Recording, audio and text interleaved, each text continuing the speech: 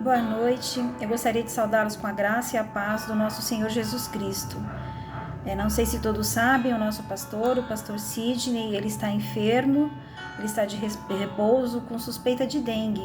Então eu gostaria de aproveitar e pedir a oração dos irmãos para que ele tenha a sua saúde restabelecida logo e que Deus esteja cuidando dele. Hoje eu vou ficar de suplente, eu vou trazer uma mensagem, na verdade um estudo bem curtinho, e gostaria de pedir que o Senhor tivesse misericórdia de mim e ainda mais dos irmãos, porque os irmãos vão ter que me ouvir.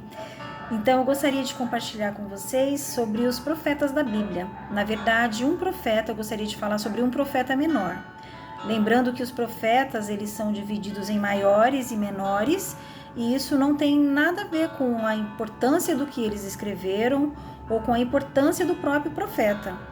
Tá? Isso tem a ver com a quantidade de material escrito por cada profeta. Então, os profetas maiores nós temos Daniel, Isaías, Jeremias e Ezequiel. E os menores são 12, por coincidência ou não, é o número dos apóstolos. E eu particularmente gosto muito dos profetas menores. Eu acho os maiores também, mas os menores são muito curtinhos, então é história pura, né? Muito rápido, e você vai ligando uma história na outra e você vai vendo como tudo faz parte de um grande plano de Deus, né? Eu vou ler para não correr o risco de esquecer nenhum. Apesar de que nós conhecemos bem os profetas menores pelas musiquinhas que a gente cantava quando era um pouco mais jovem. Mas vamos lá. Eles são Oséias, Joel, Amós, Obadias, Jonas, Miqueias, Naum, Abacuque, Sofonias, Ageu, Zacarias e Malaquias.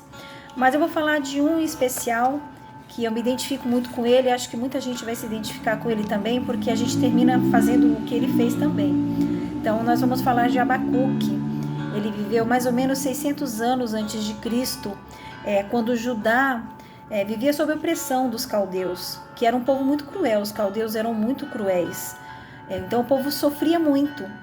E esse povo, o povo de Judá, eles estavam na iminência de uma invasão por parte do exército babilônico. Vocês imaginem então o exército da Babilônia, que não deviam ser muito melhores que os caldeus, aliás, eu acho que eles eram um pouco piores que os caldeus, era um povo muito perverso. Esse exército estava marchando para invadir Judá.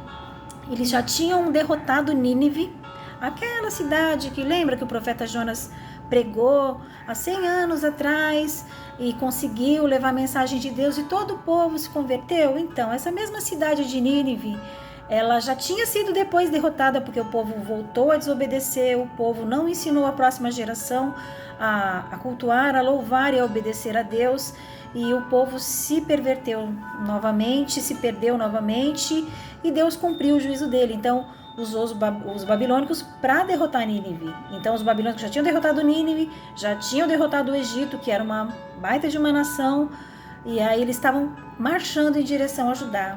Então você imagina como aquele povo estava vivendo, já em opressão por causa dos caldeus e na iminência de um ataque dos babilônicos. Então vocês imaginem só como esse povo não estava sofrendo.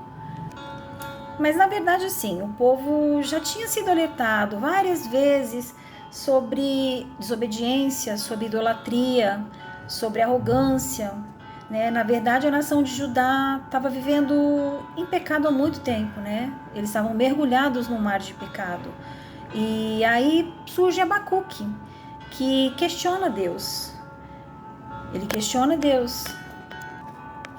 Abacuque questiona Deus como o Senhor conseguia, como o Senhor podia, com olhos tão puros, contemplar tanta violência por parte dos caldeus, indisciplina ao povo, né? Como Deus estava permitindo que um povo tão perverso disciplinasse a nação de Deus, o povo escolhido de Deus. E Deus é tão maravilhoso e tão paciente que ele respondeu. Ele conhecia, na verdade, o coração de Abacuque. Ele sabia que Abacuque não estava perguntando por desobediência, por arrogância, o que muitas vezes a gente faz, né? A gente questiona Deus de uma forma tão mesquinha, né? Como se coubesse ao vaso perguntar ao olheiro o que ele está fazendo, né? Como se nós pudéssemos questionar o nosso Criador sobre os propósitos dele. Mas, enfim, Abacuque questiona Deus sobre isso. E Deus responde a Abacuque. Deus responde que a paciência dele tinha se esgotado e que ele ia permitir que o povo fosse conquistado e que o povo sofresse.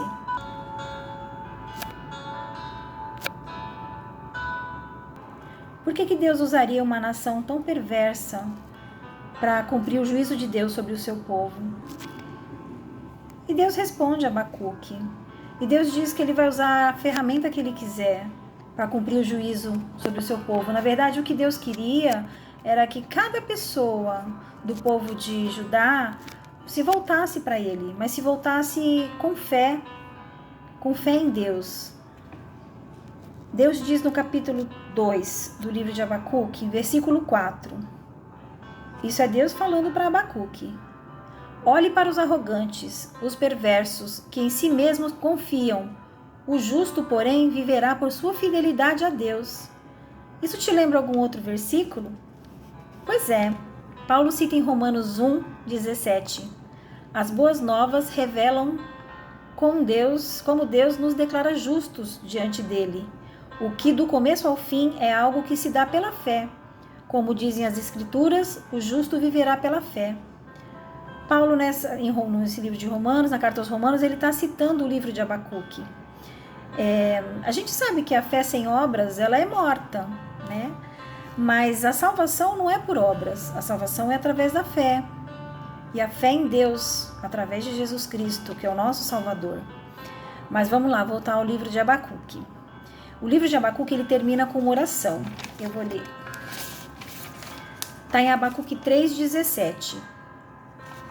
Ainda que a figueira não floresça e não haja fruto nas videiras, ainda que a colheita de azeitonas não dê em nada e os campos fiquem vazios e improdutivos, ainda que os rebanhos morram nos campos e os currais fiquem vazios, mesmo assim me alegrarei no Senhor, exultarei no Deus da minha salvação. Então, assim, o que eu entendo disso, do livro de Abacuque, a gente não deve ter medo de fazer perguntas para Deus, mas pergunte com sinceridade no coração, não com arrogância, com soberba. Deus é o Criador de todas as coisas, Ele é soberano. Como eu disse antes, como pode o vaso perguntar ao olheiro o que ele vai fazer? Derrame seu coração aos pés da cruz, coloque lá, é o melhor lugar que você tem. A gente precisa de bons amigos, a gente precisa de irmãos para nos aconselharem. Lógico, né? Todo conselho ele tem que ser bíblico, senão a gente deve ficar calado mesmo. Mas o melhor lugar para colocarmos os nossos medos, as nossas angústias, as nossas preocupações, as nossas necessidades, o lugar onde devemos derramar o nosso coração é aos pés da cruz, é diante do Senhor, pois Deus ele é maravilhoso, Ele é soberano. Ele enviou Jesus, que morreu em nosso lugar e que passou por tudo que nós passamos. Não tem medo no seu coração que Jesus não conheça, não tem tristeza que Jesus não entenda, não tem nada que você possa estar passando. Eu não sei dos seus problemas, mas eu não sei o que você pode estar passando, que Deus não vai entender, que Deus não vai te compreender e que Ele não vai te consolar. O Espírito Santo que o Senhor derramou sobre o seu povo, Ele habita em nós. Ele não vem de passagem, Ele habita em nossos corações. É Ele quem nos consola, é Ele quem nos dá luz, é Ele quem tira as escamas dos nossos olhos e nos faz entender a vontade de Deus, a palavra de Deus. Então, leve diante do Senhor todas as suas angústias, os seus medos, as suas preocupações. Procure seus irmãos também e como eu disse antes, conselhos bíblicos, eles são maravilhosos porque é Deus falando através de um irmão. Então, leve ao Senhor todas as suas dúvidas, os seus medos, as petições, mas leve com respeito, leve com temor ao Senhor, porque Ele é soberano, Ele criou todas as coisas. Deus é maravilhoso, Deus é bom. Espere no Senhor, creia no Senhor. Deus te ama e Ele tem um propósito para a sua vida. Esse não é só mais um chavão gospel. Deus tem um propósito para a vida de cada um de nós. E nós somos especiais para Deus, você é especial para Deus. Como vimos no culto de domingo, podemos ser apenas ajudadores ou colaboradores, mas muitas vezes esse é o papel principal da história. Deus vai nos usar, Ele tem nos usado e Ele ainda nos usará, conforme nós estivermos dispostos e conforme nós nos coloquemos à sua disposição. Então, creia nisso. Vamos tentar fazer como o Abacuque fez. Vamos sempre terminar os nossos questionamentos e as nossas perguntas com uma oração de louvor. Uma oração de louvor e adoração ao nosso Deus, que é maravilhoso, é soberano e tem cuidado de nós. Ele sabe de tudo que nós estamos passando. E nós devemos nos alegrar sempre nele. Porque a nossa alegria, ela vem do Senhor. Porque mesmo tristes, nós podemos estar alegres. Nossa felicidade não depende de momentos, não depende de situação financeira. Tudo isso se resolve. Nós vivemos em igreja, a igreja se ajuda, se apoia. E se não vive assim, deveria viver. Como em Atos, um irmão tem que se preocupar com a necessidade do outro, tem que dar suporte, tem que apoiar. Mas nós temos um Deus maravilhoso e cuidadoso. Então vamos dobrar nosso joelho e seguir em frente com temor, louvando e adorando esse Deus que é maravilhoso. Eu gostaria de convidar os irmãos agora para uma oração. Vamos orar ao Senhor com gratidão. Vamos lá? Quem puder, feche os seus olhos. Obrigada, querido Deus, porque Tu és um Deus maravilhoso, Tu és um Deus cuidadoso, Senhor. Tu és um Deus zeloso, Senhor. O Senhor tem cuidado do Teu povo desde o início da história, Senhor. Até agora, Senhor, e nós queremos que o Senhor vai continuar cuidando de nós. Cuida de cada um, Senhor. Cuida dos irmãos da igreja. Cuida para que cada um, Senhor, tenha as suas necessidades todas supridas, Senhor. O Senhor sabe dos desejos e dos anseios do coração de cada um de nós, Pai. Cuida, Pai, nos livra do mal, nos livra da violência, Senhor. Nos livra de tantas doenças, Senhor. E cuida da Tua igreja, ó Pai, espalhada em toda a terra, Pai. Cuida do Teu povo, Senhor. Que essas doenças, Senhor, que estão assolando e tirando a vida de tantas pessoas, Senhor, nos livra dela.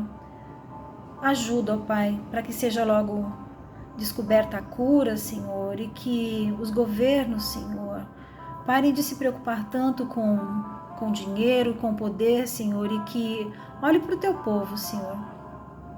A tua palavra diz, Senhor, que os governantes serão julgados também, Senhor, pelo cuidado que tem ou pela falta desse cuidado que tem com o povo, Senhor.